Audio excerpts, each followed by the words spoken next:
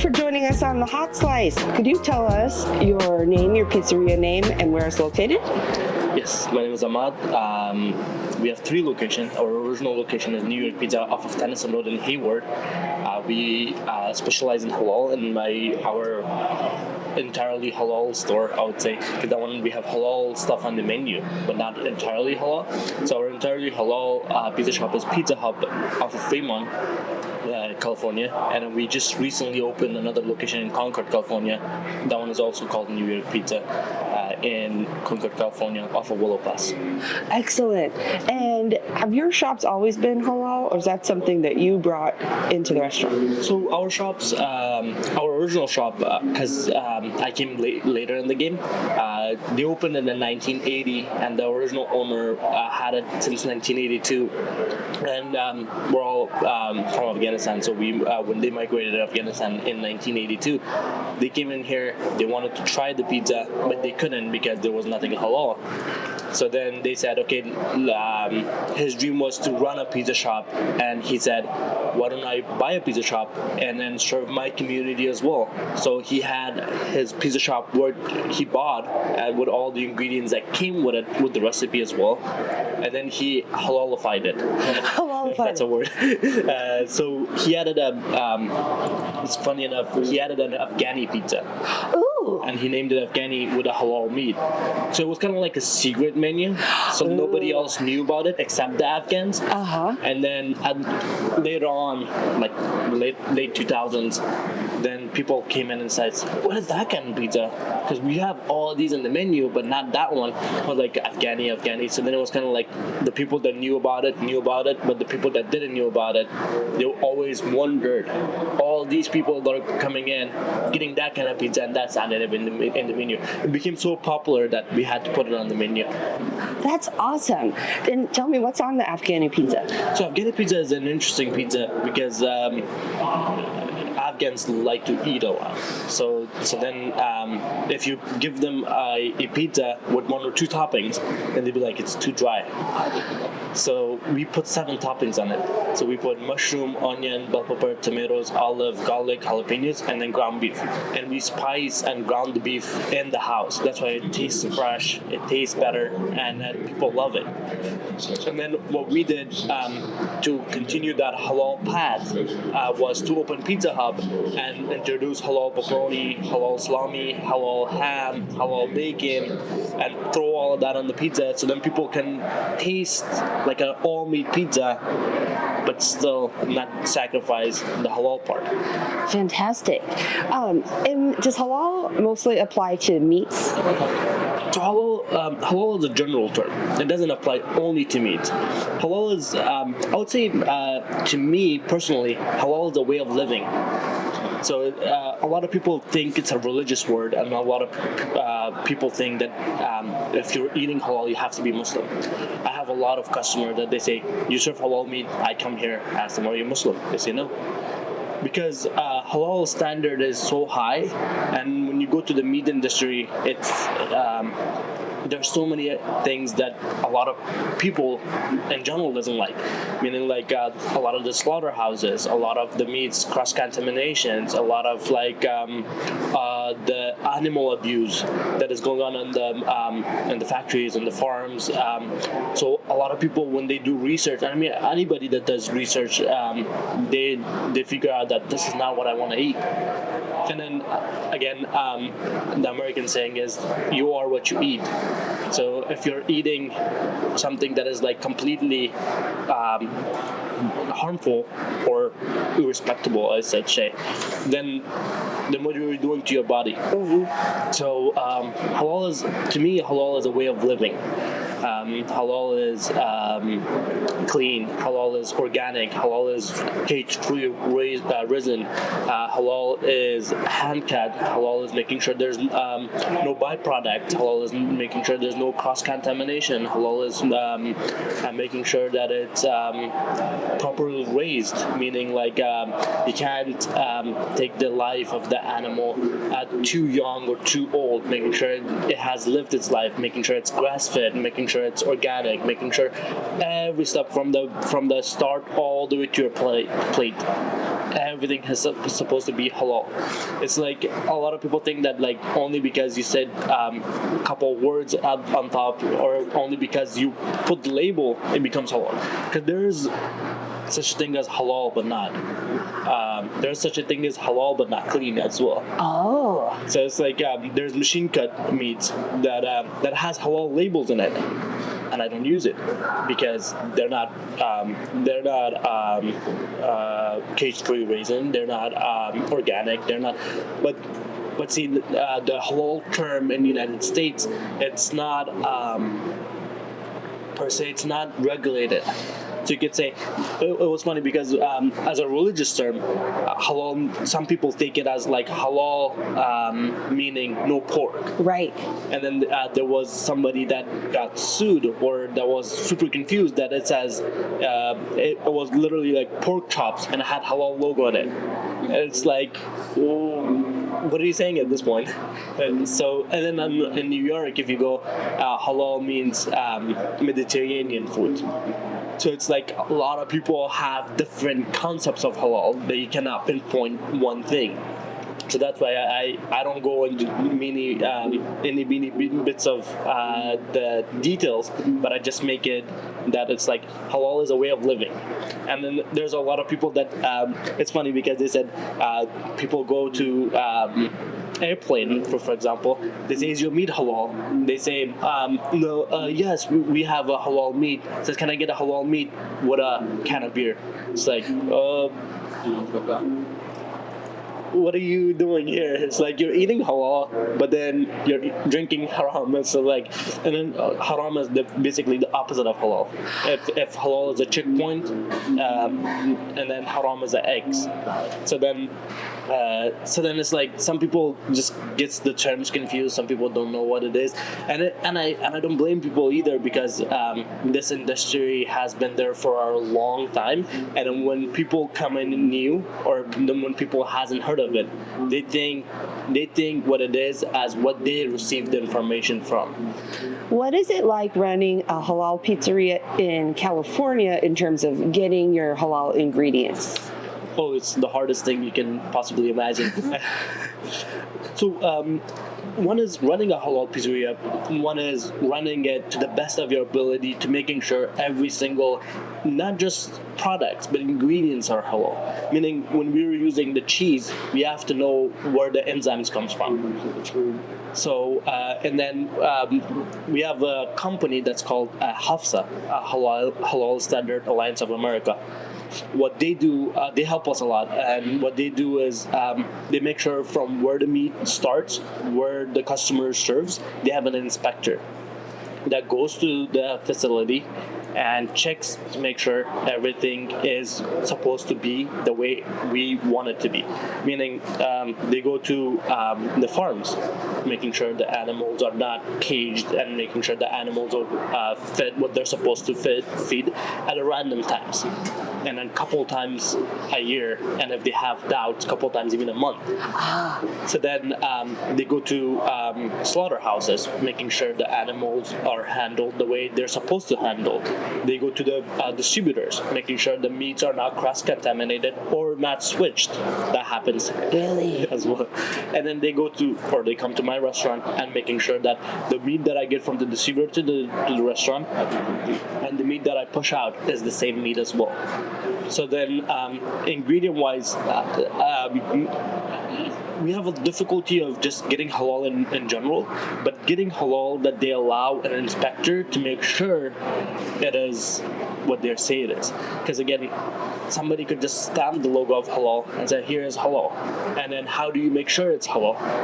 Unless you have somebody that goes to the facility, that makes sure, sees it, confirms it, writes it, takes a picture, and it says, okay, this is the product that you can use. And a lot of times we work with the big companies, and the big companies doesn't like a third party or a third person coming in and making sure what they're doing is right. They say we have our standards, we do what we say, and it's just for us. It's like, okay, how do I make sure about that?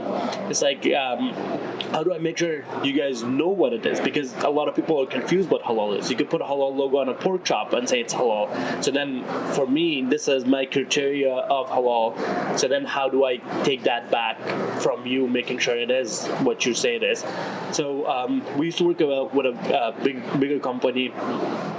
The father passed that company to the sons, and the sons didn't want the third party coming in. So then we have a dilemma of like, okay, this is what we have used for a decade now. And then now, at this point, they don't allow us to go check. However, they say we're not going to let you guys check, but we are going to continue the same path that we have continued for over a decade. Mm-hmm. We have the trust in them, but they should have a little bit of trust in us as well. Mm-hmm. So then that relationship is like not gonna go forward, and then that's why a lot of times we have to rely on small distributors. Sometimes we have to rely on a lot in small companies where when they want to work with you, they want to support you, and they want to make sure you buy their product continuously. So I personally get my chicken from Amana Chicken, which they don't sell to retailers, they sell it to distributors, so then I have to go a third-party distributor to get it. I get my ground beef and bacon from Harris Ranch. Harris Ranch, first of all, before even talking about halal, they're top quality. When you go Harris Ranch, you don't go wrong. But they do halal portion of it as well, and they're amazing. But the only thing I don't like about it is they have to sell over 2,000 pounds in order to ship directly to you. And then halal meat gets expensive because there's more work to it, there's more labor to it. Instead of just having a machine work, you have to have an actual person working in there. So then Harris Ranch, I buy over 2,000 pounds from Harris Ranch in a couple of months. So monthly I order that, and then I have to push that out in order to make sure that it doesn't go bad as well. Yeah. Because the last thing I want to do is serve somebody halal and then they're like, halal food doesn't taste good. Because halal is supposed to taste good. And then I get my pepperoni, ham, and salami from Emiri. It's a small company off of Chicago that they have two plants that are, one is in Chicago, one is in New York. So then they require a container load. So thankfully, I have a distributor who has a couple of different stores convinced to buy this product.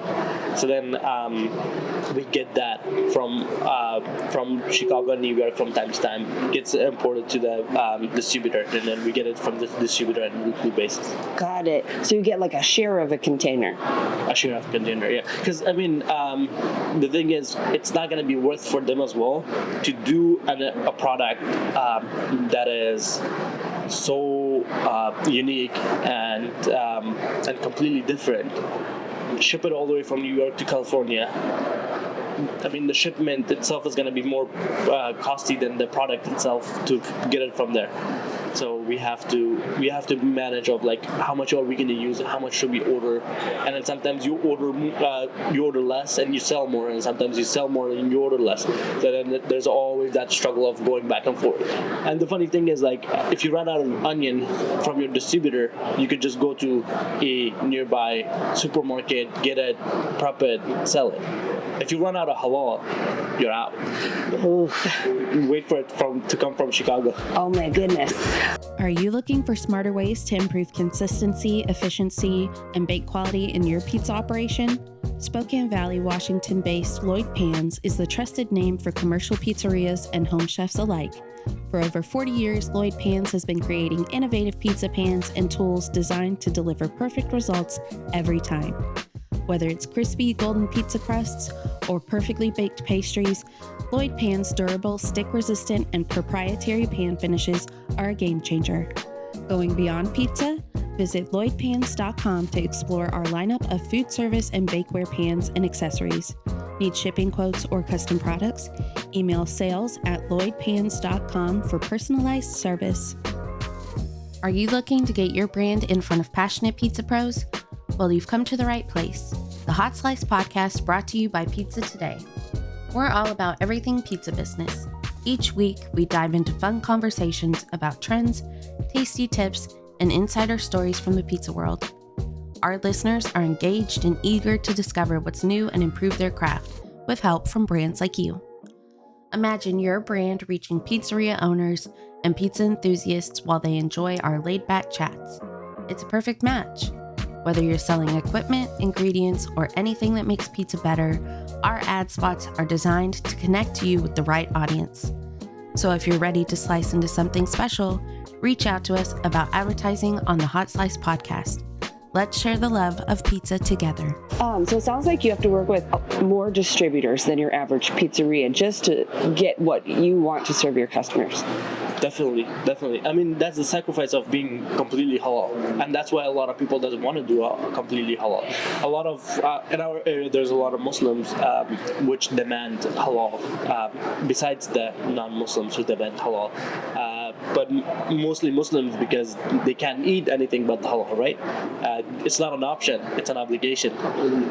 So then a lot of the pizza shop, like our first pizza shop, they don't do all halal. They do portion of the menu halal, meaning so in that company, in that store in New York Pizza, we have chicken wings that are halal. We have that was introduced like 5 years ago probably, because the chicken wings were never halal, and that's because the demand goes to the bigger company like Amana. They wanted to do this because they see the profit in it, and at the point that there was no profit, nobody wanted to do it. So the demand is growing, which is a good thing, and then a lot of companies are converting or having an option for halal. However, due to lack of understanding of like, I could go out, so for example, pepperoni is anywhere top selling pizza, and if you run out of pepperoni, if somebody comes into your store and says, I want a pepperoni pizza, they say, sorry, we don't have pepperoni. It's like, are you a pizza shop? At this point, it's like you don't have pepperoni, so it's like what is left in the pizza shop? It's like if you go to a gold store and say like we're out of gold. It's like, what are you selling? So that's why we do a lot of pizza shop in our area as well. They do a portion of the menu halal, meaning they sell pepperoni, ham, salami, all these bigger ingredients, and then they have like their chicken wings and their chicken on top of the pizza halal. Funny enough, there's a bigger chain of pizza shops. They just introduced halal, and then I'm like, what kind of halal? Because halal that says it on the stamp and there's no checklist. Halal that is just like you say it's halal, and then because the word is not regulated, a lot of people just mess around with it, just plays around with it, just says it's halal just because they think it's halal. And then a lot of times the confusion of the organic part plays as well. Like, is it halal? Or he's asking, is it organic? Yes, it is. So then I have to be really careful. Like, I personally am like super careful. I'm in the Pizza Expo and going around, I'm just like, okay, this is cheese pizza, which enzymes is in it? And then it's like a lot of people doesn't know. Sure. And then I don't, like, I used to be living like that myself. Like, I would just take a piece of things or like take a slice of things and I would just eat it, and I'm like, okay, this is what it is. But once you get conscious of like all these like codes of like when you read in the ingredient list, you don't know 10 things, and if you search one thing, it's gonna explain it with 10 more words that you don't know. Right. It's like, okay, if I'm that confused about what I'm eating, then I'm probably not sure I shouldn't be eating it. There's a joke amongst our friends that says if you cannot read the ingredient list, you probably shouldn't eat it, because there's some things that are like a page of ingredient list, and it's like, okay, first of all, how do I check every ingredient is halal? Second of all, if it has that much ingredients, it's probably not good for you to begin with. So, for your pizzeria that has halal and non-halal products, do you have to have 2 different refrigerators? How does that all work? So, unfortunately, we don't have two different refrigerators. However, so our ground beef is halal, and we use the ground beef in a separate container. And personally, I don't like that because cross contamination is unavoidable, especially in a store that is super busy. However, it has been established that way. So then we switch cutters, meaning like the cheese pizza, the vegetarian pizza, and the halal pizza gets cut on one cutter, and then all the other meats gets cut with the other cutter. Got it. And then the prep work is basically the same thing, except that we sanitize everything before we do the halal, and then even then making the pizzas when there's an Afghani pizza that is supposed to be made. We either have a different person make it, like we have a person that's just slapping the doughs. If an Afghani pizza comes in, he just makes it all the way. So he slaps it, he puts the sauce, cheese, vegetables, and sauce, puts it, and then washes his hands and goes back to slapping. Instead of like one other person is just working with the meats. And then I should add that even our other meats are not pork. So we have beef pepperoni, beef salami, chicken ham or turkey ham, and beef bacon. But even then, because a lot of other people think halal means just not pork. Well, then it's like, okay, no, this one is halal, this one is not pork. Because you can have beef that is not halal, and you can have halal beef that is not the same as non-halal meat. So then that's where the difference is, because that meat that we have, the pepperoni that we have, it's beef, but it hasn't gone that process of, I should say, purification of like veggie fed, grass fed, organic, like making sure that it's out, living its life cage free, and then humanely cut as well. You mentioned that the halal meats cost a lot more. What kind of efficiencies do you use in your pizzerias so that you don't have a $75 pizza? How do you cut costs in other ways? So, a couple of things I personally do is I train my staff that this is my values, and making sure that they respect that value. Meaning, if we get busy, we don't add a couple more guys. So we focus more on like, okay, this is our values, this is what we work for. It's not like we're working for a big company and we're just like gonna just work. And we're not that, our demand is not that high at the moment either. It's not like we're pushing like the New York pizzas do. However, we are all dedicated to serving. My philosophy is you should serve what you eat. Like I tell them, if this pizza comes in, would you eat it right now? If you don't eat it, what would somebody else do? It goes the same way. We're Muslim. We don't eat something that is not halal. Why would we give somebody who's not even Muslim something that's not halal? We don't eat it. It's like, if you don't want it for yourself, why would you want it for others? So I'm fortunate enough to have the team that has the same values. So then when we're giving it to the customers, when we get busy, they understand that this is our sacrifice of serving halal. And the other thing is my profit margins are just low. Our price of so I do all halal, and the New York pizza that doesn't do all halal but has halal portions, our prices are exactly the same thing. Their food cost is probably 25 to 35%. My food cost is 35 to 45%. But that's just I sacrifice that margin just to make sure I stay alive, so then I can. I mean, that's the sacrifice of being new, being the leader, being the forefront of the halal industry. And unfortunately, what I personally don't like is a lot of people doesn't have that care and courtesy for that. So a lot of people, even Muslims, they don't value the halal and they just eat whatever.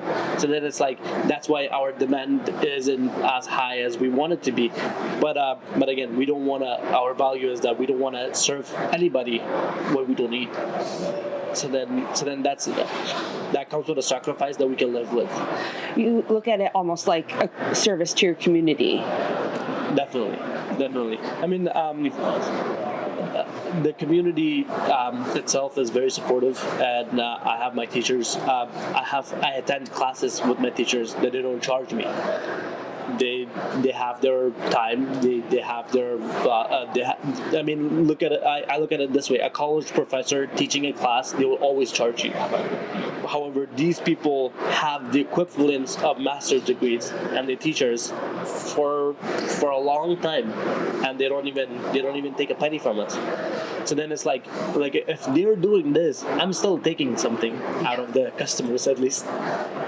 And then with the community, I mean, community I think is the core of any. I would say even civilization. Mm-hmm. If you don't have community, you have no relation, and if you have no relations, then it's like, what is the purpose of life at that point? Mm-hmm. So we work with the community, we give it to the community, we sacrifice for the community, and community is very supportive. We do a lot of. I don't like this to be public, but since we're in this setting, I don't advertise it. But we do a lot of pizza deliveries that are to the mosque that are just completely free of charge. And then when you ask like, how do you handle it? It's like I don't handle it. Forget about the handling the halal meat, which the margins are low. I just give it for free. So, but again. I learned all these values from these same people, and I feel like this is the least I could do to just give something back. They taught me for a decade without even charging me. I can give 10 pizzas a week. Yeah. You mentioned that for your Afghani pizza, you use Afghan spices. What are some Afghan spices? Afghan spices. Afghan spices are mainly, it's not too different. Uh-huh. It's just that what they like. So we use fancy paprika. We use grounded black peppers. We have garlic, onions. These are all dried, and then just basically salt. I think the main thing that why people really love it is the freshness. It's because I have one of my friends who does burgers and smash burgers. On the only ingredients he has is ground beef and salt, and then people will go crazy over it. They do. Like, so good. What do you put in this? He says, I don't put anything. I just use fresh meat and I put salt in it, and that's the core of it. Less ingredients, more quality ingredients tastes better. It's like if I give you a ground beef that has. It was funny. I'll tell you a story. I called one of my suppliers from the other stores. There was a shortage of chickens and stuff like that during Corona, and I said, should I be worried about this ingredients itself, this meat itself, because we might run out and you guys might have shortage? Yeah, don't worry. I have at least 6 months in stock. What he means is I have 6 months worth of supply in the freezer. 6 months worth of supply in the freezer, meaning the slaughterhouse or the factory sends it to him. It sits 6 months before it comes to us, sits a week for us in order to go to your plate. How do you think that's gonna taste and compared to some meat that comes in on Friday, it got cut. On Saturday, it got delivered. On Sunday, it's your plate. Mm-hmm. It's like, it's 6 months difference. Yeah, absolutely. And then, so our meat, halal meat or Afghani, even though we introduce some spices, it's the freshness that I would put on top over anything else. How do you indicate on your menu which items are halal for the pizzeria that does both? So that's funny because we don't. And then a lot of people that eat halal, they come and ask, and then we know which ones are halal, which ones aren't. So, for example, if somebody comes in and says, "What can I get that is halal?" Chicken wings. We introduced halal pepperoni in that store recently, like a couple of years ago as well. Chicken, halal pepperoni, chicken, beef, halal pepperoni, and wings. That's it. And then when they come to my my other store, which is Pizza Hub, they say, "What is halal?" I say, "What do you want? Everything is halal." Could you say one more time the organization that certifies the halal farms? It's called Hafsa for short. And you recommend Hafsa, yeah. if someone's interested in carrying halal products, they look for products that are certified through this That are certified. organization.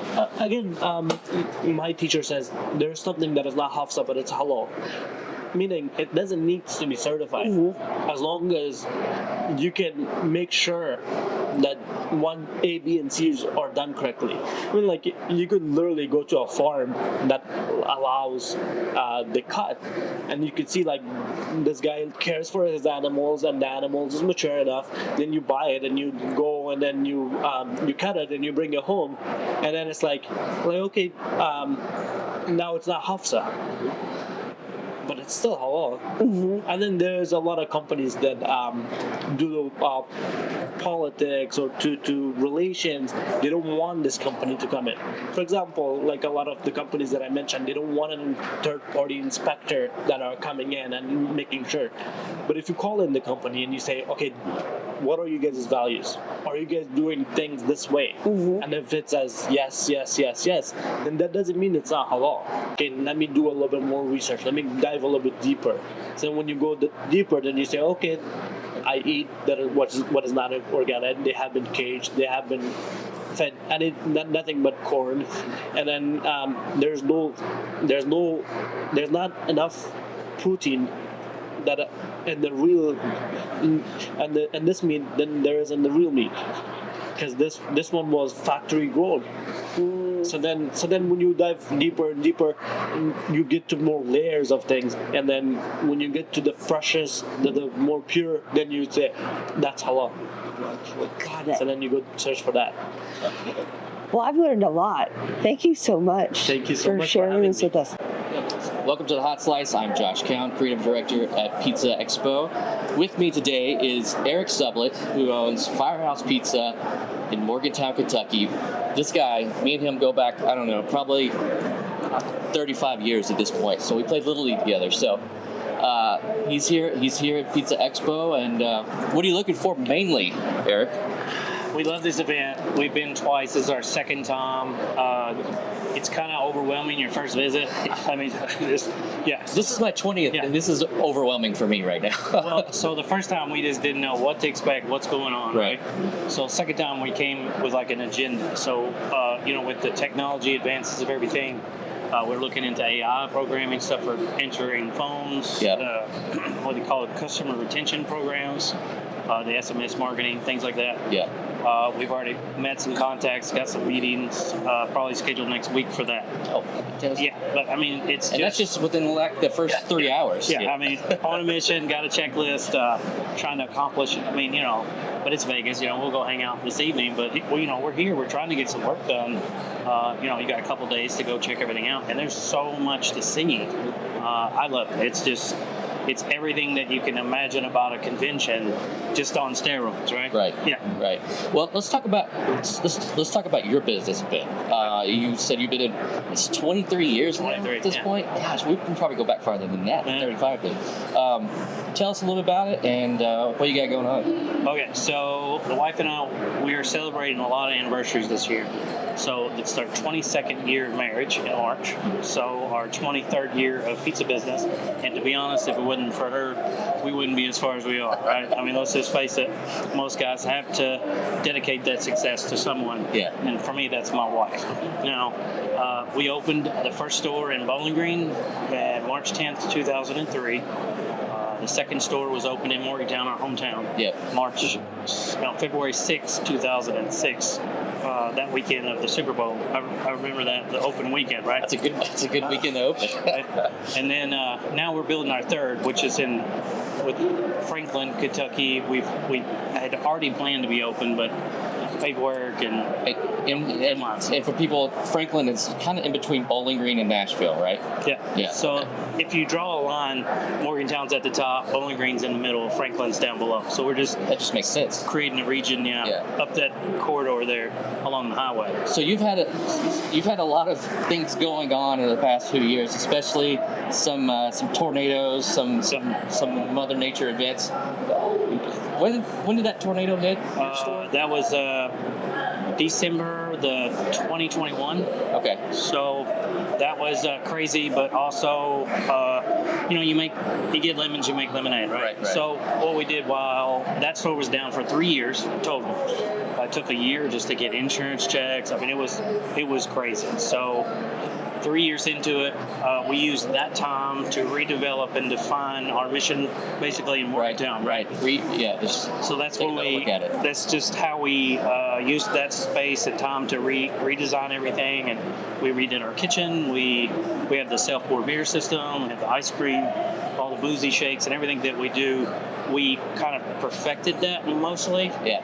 And then when we reopened Bowling Green, we emulated that. So it's like Bowling Green is the image of Morgantown, where before Bowling Green was the original, and Morgantown was the secondary, right? Okay, got it. And, in our small town, we just recently, in the last few years, become a town that serve alcohol. So how was introducing alcohol to a town that is, let's just be honest, it's very Bible Belt town, and it's been dry forever. So how was that introducing that? So we were late to the game, and that was by design. The local Mexican restaurant, they went first, right? So we let them take the brunt of the initial, right? Right. As if anybody was going to get mad, they were going to get mad at them first, right? Yeah. So now, as time went on, it was like, okay, what is the most efficient way to add alcohol sales to a restaurant that's never even been designed for it, never even thought it was going to be possible? Right. You've lived there. We never thought that we would see Morgantown West, right? So we studied, we looked up things, we Googled, right? And then we found this company and Pour Your Own Beer. So what it allows us to do is to be focused on food on Friday nights instead of focus on the food and service. Okay. So the customer wins. They get to get up and go get their own beer. We get to focus on the pizza and get it to the table. So it really didn't invade how we made our food. Does that make sense? Okay, yeah, gotcha. So it was like super easy integration.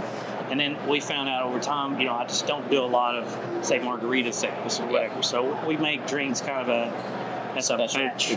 It's a batch program. Yeah. So I just make a batch of margaritas and we pour them as that. So instead of two ready, like singularly or whatever, right? Right. So it was just, they were all kind of special if you were going to have it. So we have a few that is the only recipes that we have at Firehouse, right? Some of the best. That's fantastic. You might have to cut this. I had another question. I just blanked. Let's see. What was it? Oh, yeah. So going forward, I know I've seen the things you've been doing in the Morgantown restaurant. It's amazing, expanding. What does your next 3 years look like, you think? So Franklin will be open and running, and hopefully we will have convinced several more folks to kind of join the bandwagon. Right? Which we're kind of talking to some people now. We're looking at Scottsville. Hopefully that'll come to fruition. If not, then White House, Tennessee, straight down that line. We'll just keep going. Keep going down. Yeah, we're going to head towards Nashville and then head towards Louisville. I mean, if I can hit that 65 corridor, that's you just keep right up and then south. But Morgantown will hopefully our front will be finished. We've been working on that forever. And the expansion, we have that party room, which is a seating for 50 or 60 people. That'll be totally done. We've bought the building that's right next to ours, the old banner, the newspaper, but we're turning that into a game room. So we're going to have like retro arcade, so you can come in and have a birthday party and have food and then go to the arcade. That sounds like a dream. Morgantown just don't have anything like that. Yeah. And, I just remember growing up, it was like, there's nothing to do. Well, I had that vision years ago when I worked at Italian Palace, which was the first official kind of hangout pizza place. Yeah, so I wanted to emulate that as much as I could and create a place that everybody just wants to come and hang out, like the hub, Yeah, right. Meet and greet and hang out. And you've done a fantastic job with it. I just want to say congratulations on all your success, and I'm glad we could convene here at Pizza Expo and that's really neat. Really share things together. So, thank you. Thank you.